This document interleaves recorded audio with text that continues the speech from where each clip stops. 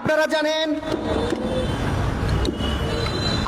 জানেন দীর্ঘদিন স্বৈরাচার শেখ হাসিনার শাসনামল শেষ হওয়ার পরে এদেশের সংখ্যালঘু সনাতনীরা চেয়েছিল এক বৈষম্যমুক্ত বাংলাদেশ, কিন্তু আমরা দেখি এখনো সনাতনীদের উপরে চরম লেভেলের বৈষম্য চলছে।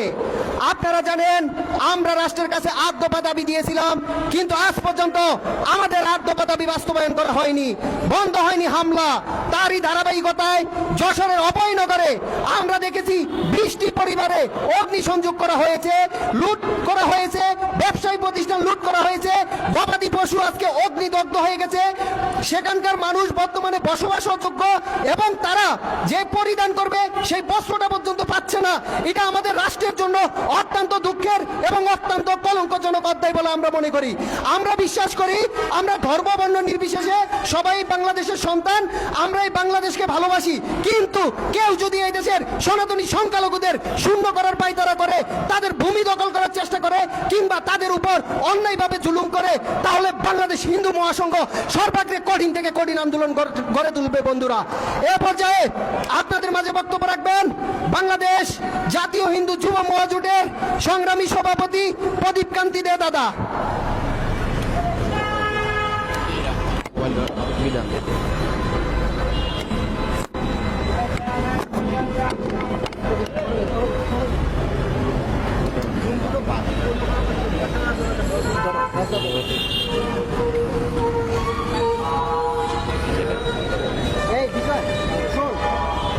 আজকের এই তাৎক্ষণিক প্রতিবাদ সভা আপনারা জানেন যে যশোরের অভয়নগরে যে সাম্প্রদায়িক হামলা হয়েছে, সেই সাম্প্রদায়িক হামলার প্রতিবাদ এবং দ্রুত বিচারের দাবিতে বাংলাদেশ হিন্দু মহাসংঘের আজকের এই প্রতিবাদ সভায় যারা উপস্থিত হয়েছেন সবাইকে ধন্যবাদ জানাচ্ছি। আপনারা জানেন যে সাম্প্রদায়িক হামলা বা হিন্দু নির্যাতন বাংলাদেশে আজকে প্রথম ঘটনা নয়। 1971 সালে দেশ স্বাধীন হওয়ার পর থেকেই বাংলাদেশে সাম্প্রদায়িক হামলা আবার নতুন করে শুরু হয়েছিল, যা 2025-এও আজকে এখন অবধি কিন্তু সাম্প্রদায়িক হামলা থেমে নেই।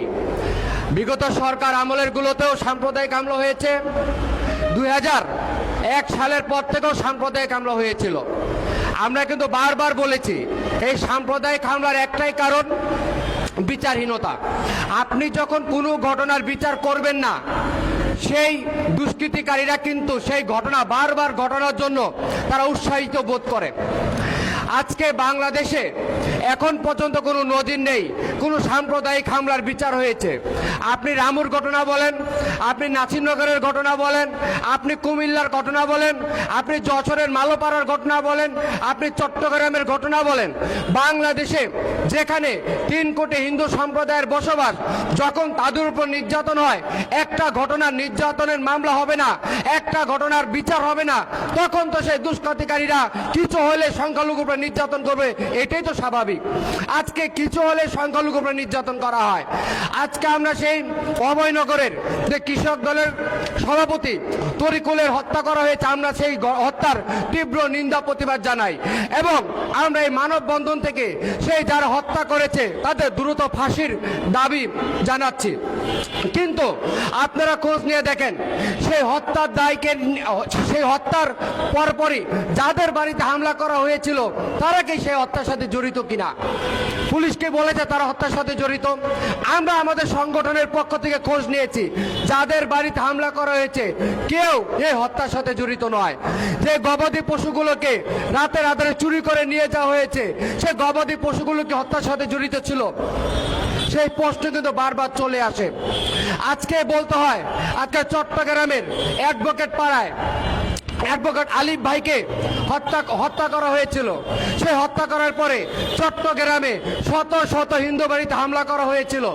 আজকে বিগত 5 মাস হয়ে গেল আলিফ হত্যার সেই বিচার বিভাগীয় তদন্ত আমরা দাবি করেছি, এখন পর্যন্ত সুনির্দিষ্ট কোনো তদন্ত হয় নাই। কারা হত্যা করেছে, কে করেছে, কারা করেছে, কাদের পৃষ্ঠপোষকতায় আলিফ ভাইকে হত্যা করা হয়েছে, সে কিন্তু পুলিশ থেকে এখন পর্যন্ত কোনো রিপোর্ট পেশ করা হয়নি। অথচ রিপোর্ট পেশ না করেই আমরা আমাদের চিন্ময় কৃষ্ণ দাস প্রভুকে সেই হত্যা মামলায় কিন্তু গ্রেপ্তার দেখানো হয়েছে। সেই হত্যার সময় কিন্তু উনি পুলিশ কাস্টডিতে ছিল। একটা মানুষ পুলিশ কাস্টডিতে থাকা অবস্থায় কিভাবে একজন মানুষকে হত্যার নির্দেশ দিতে পারে, কিভাবে নিজে হত্যা করতে পারে, সেইটা কিন্তু রাষ্ট্র আমাদের কাছে ক্লিয়ার করে নাই। তো সেখানে বোঝা যাচ্ছে রাষ্ট্র যখন চোখ অন্ধ থাকবে, রাষ্ট্রের চোখে যখন কালো কাপড় বাঁধা থাকবে, এরকম অভয়নগরের ঘটনা, শত শত অভয়নগর ঘটনা ঘটবে, কখনো সাম্প্রদায়িক হামলা বন্ধ হবে না। আমরা বারবার বলেছি প্রত্যেকটা ঘটনার সুষ্ঠু তদন্ত হোক। সুষ্ঠু তদন্ত হলে অপরাধীরা কখনো অপরাধ করবে না। কিন্তু এই দেশে বিচারহীনতায় আমাদের সংখ্যালঘু নির্যাতন বারবার হয়ে যাচ্ছে। আমরা 5 তারিখের পরে এই দেশে সংখ্যালঘু নিরাপত্তার জন্য আমরা 8 দফা দাবি দিয়েছিলাম। এই দেশে 3 কোটি হিন্দু সম্প্রদায় নিরাপত্তার জন্য অন্তর্বর্তীকালীন সরকারকে বলেছিলাম আপনারা 8 দফা দাবির যে যৌক্তিক দাবিগুলো আছে আপনারা অনতিবিলম্বে বাস্তবায়ন করেন। কিন্তু 9 মাস পার হয়ে যাওয়ার পরেও অন্তর্বর্তীকালীন সরকারের পক্ষ থেকে এখন পর্যন্ত আমরা কোনো দাবি বাস্তবায়নের কোনো কথা শুনতে পাচ্ছি না। দেশ সংস্কার হবে, কিন্তু 3 কোটি হিন্দু সম্প্রদায়কে বাইরে রেখে এই দেশে কোনো সংস্কার আদৌ বাস্তবায়ন হবে কিনা আমরা বিশ্বাস করি না। আমরা রাজনৈতিক দলগুলোর উদ্দেশ্যে বলতে চাই, আগামী ডিসেম্বর থেকে জুনের মধ্যে নির্বাচন হবে। নির্বাচন আসলেই আপনারা কিন্তু হিন্দু সম্প্রদায়ের ঘরে ঘরে যেতে হবে। এত বড় একটা ঘটনা ঘটে গেল অভয়নগরের মতো ঘটনায় আমরা এখন পর্যন্ত কোন রাজনৈতিক দলের পক্ষ থেকে কোনো সুস্পষ্ট বক্তব্য আসা আমরা পাইনি। আমরা তীব্র নিন্দা জানাই বাংলাদেশে একটি বড় রাজনৈতিক দল বিএনপির পক্ষ থেকেও আমরা এখন পর্যন্ত কোনো সুস্পষ্ট ব্যাখ্যা কিন্তু আমরা পাইনি। আমরা বলতে চাই এই দেশে যারাই নির্বাচন করবে, যারাই রাষ্ট্র ক্ষমতায় আসবে, এই দেশে সংখ্যালঘুর ভোট ছাড়া কেউ রাষ্ট্র ক্ষমতায় আসতে পারবে না। 12% হিন্দু ভোটার, এই 12% হিন্দু ভোটারকে বাইরে রেখে বাংলাদেশের রাষ্ট্র ক্ষমতার মসনদে কেউ বসতে পারবে না। আজকে যে দিনগুলো যাচ্ছে তার প্রত্যেকটা হিসাব কিন্তু আমরা নির্বাচনের আগে নিব। আমরা কোনো দলকে আর সমর্থন দেব না। আমরা আমাদের হিন্দুদের পক্ষে যারা থাকবে না, হিন্দুদের নির্যাতনের পক্ষে যারা বিপক্ষে যারা কথা বলবে না, হিন্দুদের নির্যাতনের বিরুদ্ধে যারা কথা বলবে না, আমরা সেই সব রাজনৈতিক দলের পক্ষে কিন্তু আমরা থাকবো না। সেই হুঁশিয়ারি আজকে কিন্তু আমরা মানববন্ধন থেকে দিয়ে যাচ্ছি। আমরা রাজনৈতিক দলকে অনুরোধ করব তাদের প্রকৃত আচার আচরণ আমাদেরকে যাতে তারা প্রচার করে। আমরা অন্যায়ের বিরুদ্ধে কথা বলবো। আমরা রাজনৈতিক দলকে বলবো আপনারা এই দেশের সংখ্যালঘুদের দাবি দেওয়ার পক্ষে কথা বলেন, তাহলে আমরা আপনাদের নির্বাচনের আগে আমরা আপনাদের কথা ভাববো। আদারওয়াইজ আমরা আমাদের বিকল্প চিন্তা করতে বাধ্য হব। কারণ এই দেশে যতগুলো সুষ্ঠু নির্বাচন হয়েছে আপনি দেখবেন সরকারি দল এবং বিরোধী দল এই দুটি রাজনৈতিক দলের মধ্যে মাত্র ভোটের ব্যবধান থাকে 3 থেকে 4%।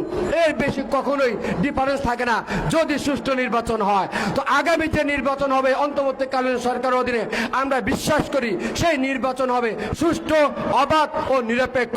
সেই জায়গায় 12% হিন্দু ভোটারকে বাদ দিয়ে কেউ রাষ্ট্র ক্ষমতায় আসতে পারবে না। অতএব সেই সব রাজনৈতিক দলকে বলবো হিন্দুদের যে 8 দফা দাবি রয়েছে সে 8 দফার পক্ষে যারা কথা বলবে আমরা তাদের পক্ষে থাকবো, আমরা তাদের পক্ষে প্রয়োজনে দাঁড়াবো। এবং অন্তর্বর্তীকালীন সরকারকে আজকের এই মানববন্ধন থেকে আমরা আবার আহ্বান করব অনতি বিলম্বে আপনারা হিন্দু সম্প্রদায়ের যে 8 দফা দাবি দিয়েছি সে 8 দফা দাবি নিয়ে আলোচনায় বসুন। আমরা দেখতে পাচ্ছি কিছু হলেই আপনারা সবার সাথে আলোচনায় বসেন, কিন্তু এই দেশে 3 কোটি হিন্দু সম্প্রদায় রয়েছে, তাদের কোনো বিষয় নিয়ে আপনাদের বসার কোনো ব্যবস্থা আমরা দেখতে পাচ্ছি না। এটা অত্যন্ত দুঃখজনক। এবং পাশাপাশি আজকের এই মানববন্ধন থেকে আমাদের চিন্ময় কৃষ্ণ দাস প্রভুকে যে অন্যায়ভাবে এবং ষড়যন্ত্রভাবে মিথ্যা মামলায় আটক করা হয়েছে তাকে সুষ্ঠু তদন্তের মাধ্যমে অনতি বিলম্বে তাকে সকল প্রকার মামলা থেকে আমরা মুক্তি দেওয়ার আহ্বান জানাচ্ছি। আমরা বিশ্বাস করি অন্তর্বর্তীকালীন সরকার এই বিষয়গুলো মাথায় রাখবেন। পাশাপাশি অভয়নগরে যারা এই হামলার সাথে জড়িত ছিল আগামী 72 ঘন্টার মধ্যে যদি এই সব দোষীদের গ্রেপ্তার করা না হয়, আগামী শুক্রবার সারা বাংলাদেশে সংখ্যালঘু সম্প্রদায় কিন্তু আবারও রাজপথে নামতে বাধ্য হবে। আমরা রাজপথে নামছি না মানে এই নয় আমরা কিন্তু ঘরে বসে থাকবো। আমরা যখন নির্যাতন কিন্তু যখন দেয়ালে পিঠ থেকে যাবে, আমরা কিন্তু আবারও রাজপথে নামতে বাধ্য হব। 5 তারিখের পরে যেভাবে স্বতঃস্ফূর্তভাবে লাখ লাখ হিন্দু সম্প্রদায় রাজপথে নেমে এসেছিল, আমাদের উপর আবারও মব সৃষ্টি করা হচ্ছে। সেই মব যদি বন্ধ করা না হয়, আমাদের কিন্তু হিন্দু সম্প্রদায় আবার রাজপথে নেমে আসবে। সেই জনস্রোত কিন্তু কেউ আটকাতে পারবে না। অতএব আমরা শান্তিপ্রিয় মানুষ, আমরা সব সময় চাই এই দেশের রাষ্ট্রের যে সংবিধান রয়েছে, রাষ্ট্রের সংবিধান অনুযায়ী আমরা আন্দোলন করে যাব, যেটা আমরা বিগত 5 তারিখের পরে এবং আগে সব সময় করে গিয়েছি। আমাদের আন্দোলন থেকে রাষ্ট্রের 1 টাকার ক্ষতি করা হয়নি, কেউ কখনো বলতে পারবে না। অতএব অনতি বিলম্বে অভয়নগরের সাথে যারা জড়িত আছে তাদেরকে গ্রেপ্তার করতে হবে, তাদেরকে দৃষ্টান্তমূলক শাস্তি প্রদান করতে হবে এবং যারা ক্ষতিগ্রস্ত হয়েছে তাদের বাড়ি পুনর্নির্মাণ করতে হবে, তাদেরকে খাদ্য সহায়তা দিতে হবে, তাদেরকে পর্যাপ্ত ক্ষতিপূরণ ব্যবস্থা করতে হবে। আর অন্যথায় আমরা আগামী শুক্রবার সারা বাংলাদেশে কর্মসূচি ঘোষণা করছি। সারা বাংলাদেশেই আমাদের কর্মসূচি হবে। সবাইকে ধন্যবাদ জানাচ্ছি এবং সাংবাদিক ভাইদের উদ্দেশ্যে বলি, আমাদের যে জাতীয় মিডিয়াগুলো আছে তার অভয়নগরের ঘটনায় যেভাবে ঘুমিয়ে আছে, এটা অত্যন্ত দুঃখজনক ঘটনা।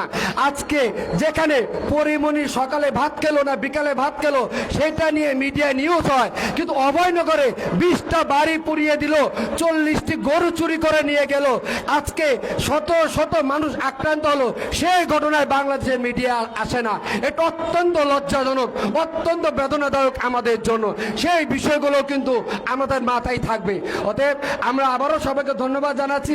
আমরা বিশ্বাস করি আমরা বাংলাদেশের মানুষ, কোনো ধর্মীয় পরিচয় নয়, আমরা বাংলাদেশের একজন নাগরিক। সেই পরিচয়ে আমরা বাংলাদেশে থাকবো, সেই পরিচয়টাকেই আপনারা সবসময় প্রকাশ করবেন। আবারও সবাইকে ধন্যবাদ জানাচ্ছি।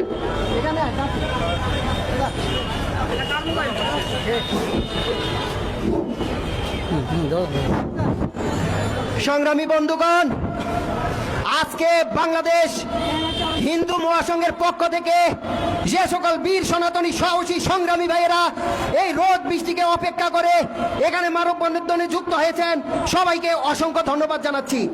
আজকের এই মানববন্ধনের মাধ্যমে আমরা রাষ্ট্রের কাছে দাবি জানাচ্ছি, অতি দ্রুত সনাতনী সম্প্রদায়ের 8 দফা দাবি বাস্তবায়ন করা হোক এবং যশোরের যে তরিকুল ইসলাম ভাইয়ের হত্যা হয়েছে তার সুষ্ঠু তদন্ত করা হোক এবং যারা হত্যার সাথে জড়িত তাদের কঠিন থেকে কঠিন শাস্তি দেওয়া হোক এবং সেই হত্যাকে কেন্দ্র করে যারা 20টি সনাতনী পরিবারকে নিঃস্ব করে দিয়েছে, লুটপাট করেছে, ব্যবসায়ী প্রতিষ্ঠান, গবাদি পশু সহ বিভিন্ন জায়গায় অগ্নিসংযোগ করেছে, তাদেরকে অতি দ্রুত গ্রেপ্তার করার দাবি জানাচ্ছি।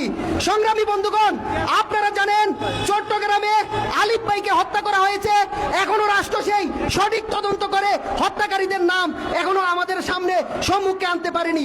কিন্তু যারাই আন্দোলন করতেছে দাবি নিয়ে, তাদেরকে ট্যাগ দিয়ে মিথ্যাভাবে অনেককে হয়রানি করা হচ্ছে।